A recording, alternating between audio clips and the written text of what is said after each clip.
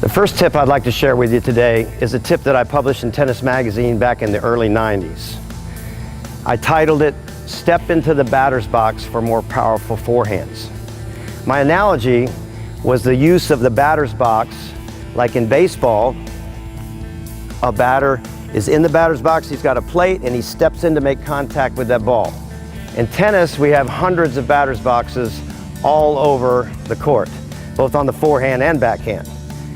My job is to get into the batter's box and create the same timing that a batter would use in hitting a baseball.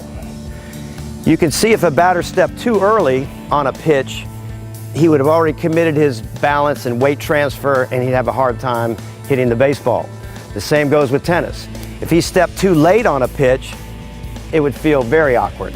So in tennis, we need to move to create that same timing to get into the batter's box. I might have to move over here to create that timing. I might have to move in this direction to create the same timing.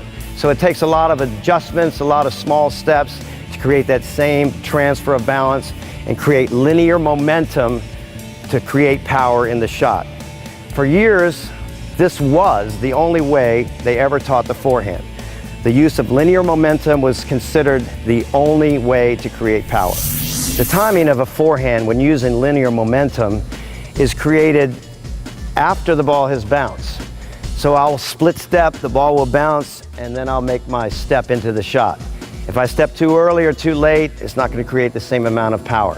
Let me demonstrate. Split step, bounce, step, hit. Split step, bounce, step, hit. So in my mind, I'm waiting for that ball to bounce before I actually create my step into the ball. There's lots of little steps that may be adjusting prior to that, but my main step into the shot is created after the bounce of the ball. Split step, bounce, step, hit. If I step any other time besides that, either early or late, it creates an unbalanced and inefficient transfer of weight.